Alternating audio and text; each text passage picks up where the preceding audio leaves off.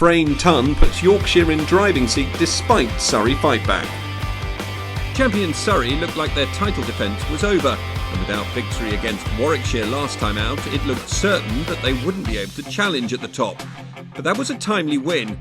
Scarborough hasn't been the happiest hunting ground for Yorkshire in recent years, with 4 defeats in their last 4 fixtures at the famous outground.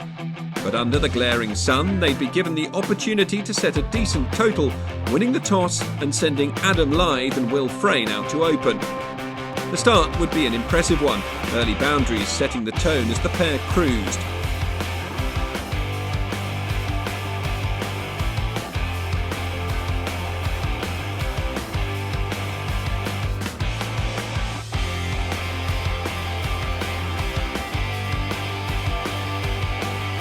Lythe would bring up his half-century as the score ticked past 90. Frayne would follow shortly afterwards, his 50 a first in first-class cricket. And it was the senior opening batsman who was first to fall, caught just in front of point off the bowling of Ricky Clark, Lythe out for 55.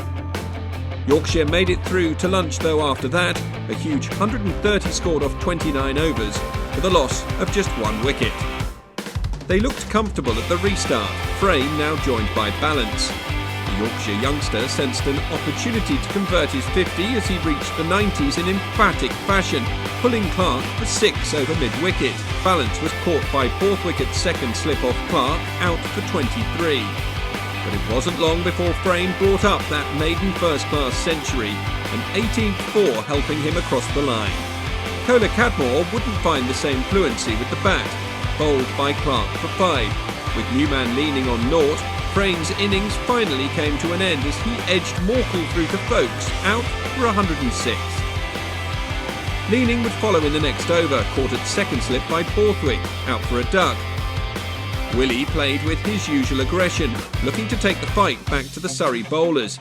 But that enthusiasm looked to be his downfall, as he missed time to pull off the bowling of Curran, only to find Stoneman at mid-wicket. And when Curran bowled Maharaj for a duck with his very next ball, there was a possibility they wouldn't make it through to tea. The home side did avoid that ignominy, and they survived through to the interval on 246 for 7. The afternoon session dominated by Surrey, as they took 6 wickets. A 4 off the blade of Stephen Patterson at the resumption of play would bring up Yorkshire's second batting point of the day, but they soon lost their 8th wicket. Tattersall caught down the leg side off Clark for 11, the tail well and truly exposed. Code's cameo saw him bludgeon 5 fours on his way to 25 from just 20 before he skewed Morkel to Patel at point. The late batting fight back would continue, Patterson closing in on a 50 and Olivier finding boundaries of his own. Patterson would fall 4 runs short, Clark's, Ricky and Jordan combining to see him depart for 46, Yorkshire all out for 327. Jordan Clark's fifer underlining the Surrey fightback. As Surrey got their first innings up and running, Mark Stoneman started in typically fluent form, as he has so often this season. He dominated the scoring, partnered by Elgar with Rory Burns absent due to illness. They'd make their way to 48 for no wicket when stumps were called, Surrey's reply to Yorkshire's 327 off to a good start. At times it looked like Yorkshire would cruise to a score above 400, but the loss of a maiden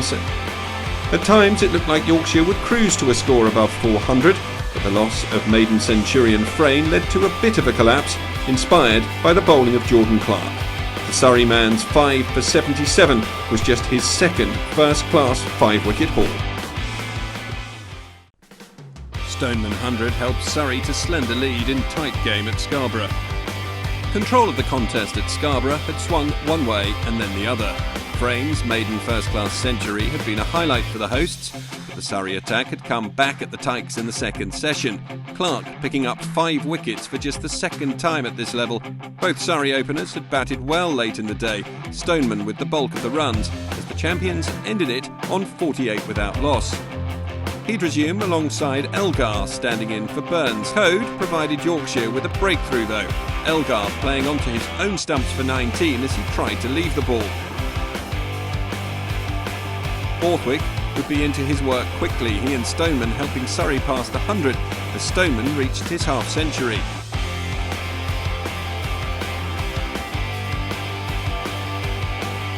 But Borthwick was out soon afterwards, caught at first slip off Willie for 24.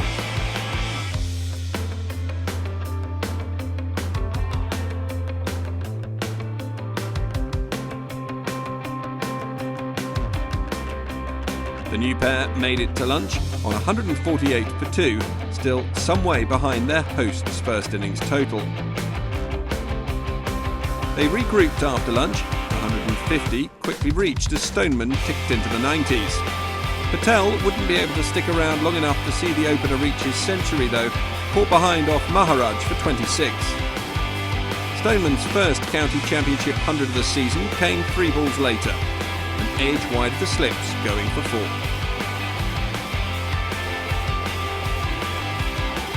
That'd be all from the England international though, out 2 balls later as he was caught down the leg side off Olivier. Surrey now in a bit of trouble.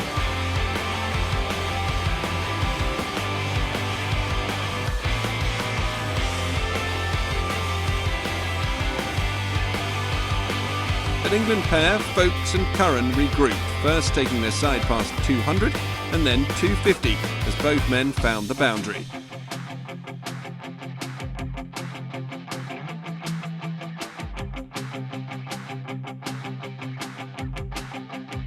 They'd recovered to 253 for 4 at tea, the middle order pair looking solid. Yorkshire would take the new ball after the interval, and it would do the job. Curran's knock brought to an end for 43 by Code, the England all-rounder slicing his attempted booming drive to point.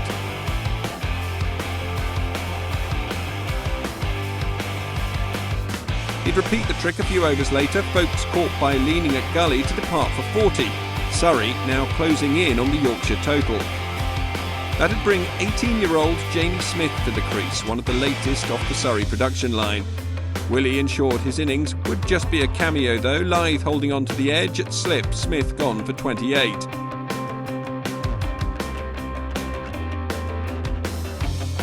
Ricky and Jordan Clark would see Surrey past Yorkshire's total before the former would fall, coming down the track to the left-arm spin of Maharaj, who was only able to pop a catch-up to Kola Cadmore at mid-on.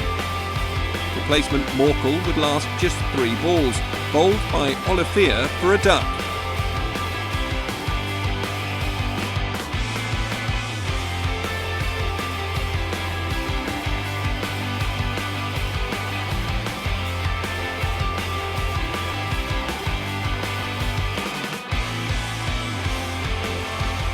A late flurry from Clark, 2 sixes and a 4 would bring Surrey's total to 362 when he'd depart for 25.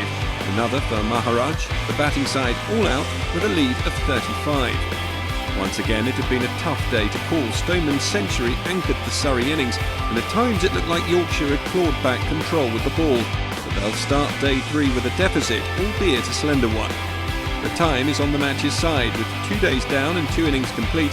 It's calling out for one side to take control if either team hopes to go on and pick up the win. Yorkshire and Surrey trade blows at Scarborough to set up enthralling final day. A Mark Stoneman 100 helped Surrey past Yorkshire's total and claimed a slender 35-run lead on first innings as an excellent crowd were treated to an enthralling contest on day 2 at Scarborough. The Yorkshire openers' first task on day 3 would be to clear their 35-run deficit, and they made a composed start, settling in for a period before both batsmen sent Curran to the rope in 1 over. Lythe picked up contrasting 4s from consecutive Morkel deliveries. There were further boundaries, including a mighty pulled 6 over square leg from Frayne to move the pair past the 50 partnership. And Frayne picked up another maximum in Clark's next over as the runs began to come thick and fast for Yorkshire.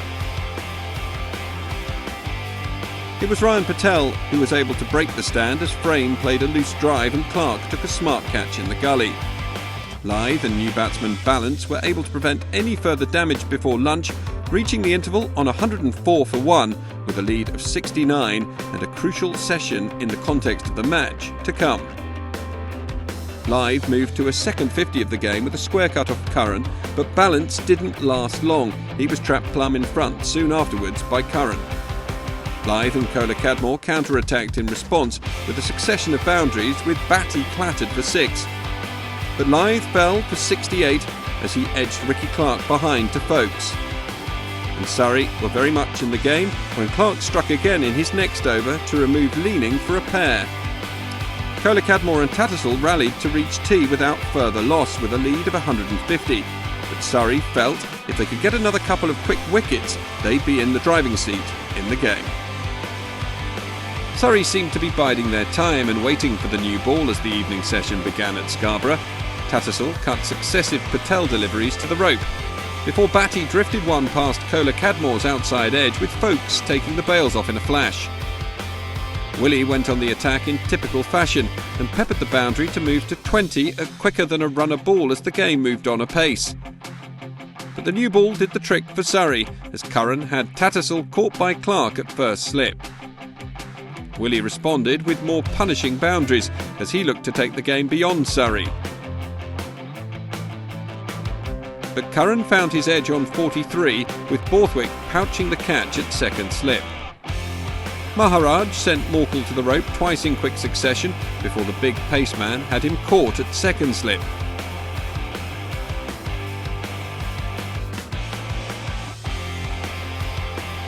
And he accounted for Patterson in his next over as the Yorkshire skipper picked out Patel at point in the penultimate over of the day. Code picked up a pair of boundaries off Curran in the final over to take Yorkshire beyond 300 and set up a fascinating final day at Scarborough as they lead by 268 with just one wicket remaining.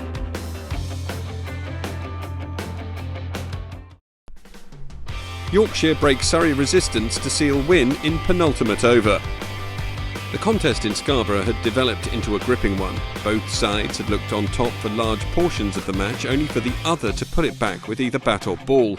That meant both teams had real aspirations of winning the game, with Yorkshire finishing day 3 on 303 for 9 with a handy, if not unassailable, lead of 268. Surrey would hope to pick up a quick early wicket, whilst the home side would target a lead of 300 to put the defending champions under pressure. The early stages would go the way of the Tykes. Code and Olivier proved a tough partnership to crack, and before long the lead was stretching towards 300, Morkel suffering as the tail-enders freed their arms. Batty would suffer the same fate, Code hitting him for 4 and then 6 to set a new career best. The spinner would have the last laugh though, Code out for 48, as Yorkshire were bowled all out for 352, setting Surrey 317 to win. First blood then to Yorkshire. But the reply would be a strong one from Surrey, Elgar and Stoneman taking the Yorkshire bowlers to task in the remaining overs before the interval. Before long the partnership was worth 50 runs and still they batted on. When lunch was called they put on 68 runs for no loss, the chase off to a good start.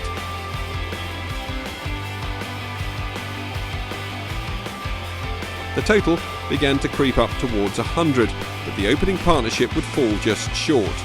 It was the spin of Maharaj that finally earned the breakthrough for Yorkshire. Stoneman caught at short leg by Frayne to go for 46.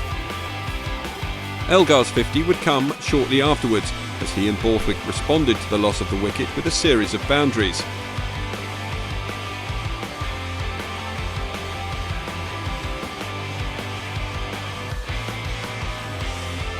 Borthwick would be unfortunate though, playing David Willey onto his own stumps for 24.